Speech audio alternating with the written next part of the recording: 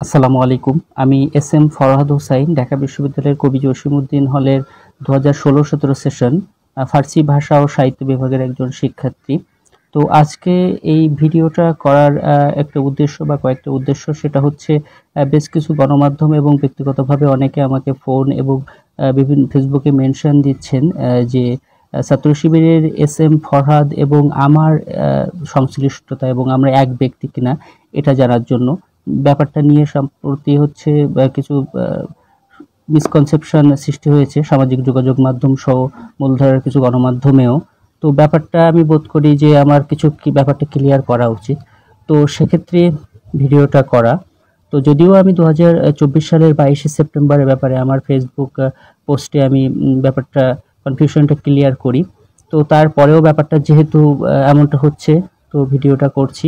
সেটা হচ্ছে ছাত্র শিবিরের এস এম ফরহাদ এবং আমি ব্যক্তি এক নয়। আমার বাসা সাতক্ষীরা, ওর বাসা চট্টগ্রাম। আমি 2016-17 সেশনের ছাত্র, ও 2017-18 সেশনের, এবং আমার বিভাগ তো ফার্সি ভাষা ও সাহিত্য, এবং ওর হচ্ছে সমাজ কল্যাণ ও গবেষণা ইনস্টিটিউটের ছাত্র সে।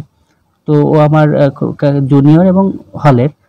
তো ব্যাপারটা হচ্ছে অনেকে ব্যাপারটা গুলিয়ে ফেলছেন, কিন্তু আমরা এক ব্যক্তি নয়। আর সামাজিক যোগাযোগ মাধ্যমে যে ছাত্রলীগের যে প্যাড আর কি ঘুরছে, যে সহসভাপতি, সেটা ছাত্র শিবিরের ফরহাদের নয়, ওটা আমার।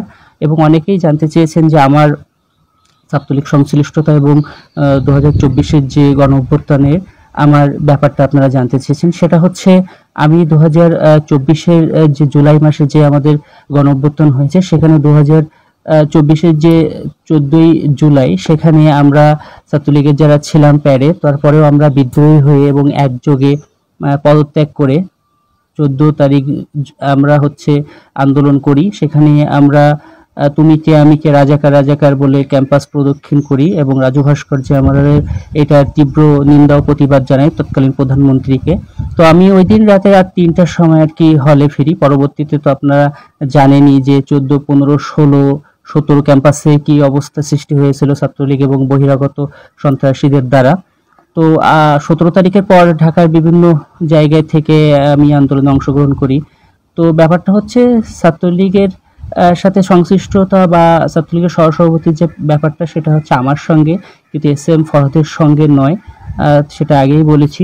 তো ডাকসুকে কেন্দ্র করে একটা রিট হয়েছে ফরহাদের বিরুদ্ধে। সেটা হতে পারে, যে কোনো মানুষ সেটা করতেই পারে, প্রার্থী করতেই পারে, কিন্তু ব্যক্তি আমার সঙ্গে তার মিশিয়ে ফেলা কিংবা তার সঙ্গে অন্যকে মিশিয়ে ফেলে কিছু করা, এটা মনে হয় সুখকর কিছু নয়। তো এই জন্যই আর কি ভিডিওটা করছি, যে আমি ব্যক্তি ফরহাদ আর ওই ব্যক্তি ফরহাদ এক নয়। এটাই হচ্ছে মেইন কথা। তো প্রত্যাশা থাকবে যে যে কোনো বিষয়ের সুষ্ঠু এবং সুন্দর সমাধান হোক। আমার কবি জসিমউদ্দিন হলের যিনি আছেন আমাদের ভিপি প্রার্থী আবিদ ভাই, উনি আমাদেরই হলের ভাই, আমাদের ইমিডিয়েট সিনিয়র ভাই। উনি সহ এস এম ফরহাদ আমার জুনিয়র। তো সবার জন্যই শুভকামনা থাকবে। সাদিক আমার কাছের বন্ধু, সবার জন্যই শুভকামনা থাকবে যে ছাত্ররা যাকে সত্য এবং ন্যায়ের পক্ষে মনে করবেন, ঢাকা বিশ্ববিদ্যালয়ের নেতৃত্ব ছাত্ররা তাদের হাতেই আর কি অর্পণ করবেন। তো ডাকসুর জন্য শুভকামনা।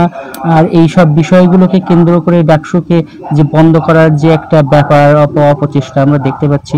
আমি ঢাকা বিশ্ববিদ্যালয়ের একজন ছাত্র এবং বাংলাদেশের একজন সচেতন নাগরিক হিসেবে অবশ্যই প্রত্যাশা করব যে ডাকসু কিংবা ছাত্র সংসদগুলো অবশ্যই কোনোভাবেই বন্ধ করা উচিত হবে না। তো সবার জন্যই শুভকামনা। আর যে মিসকনসেপশনটা সবার মাঝেই ছিল যে আমি ফরহাদ এবং ওই ফরহাদ এক কিনা, তো আমি হচ্ছে এস এম ফরহাদ হোসাইন, সে এস এম ফরহাদ। তো সবার জন্যই শুভকামনা থাকবে। দোয়া রাখবেন সবাই। আসসালামু আলাইকুম।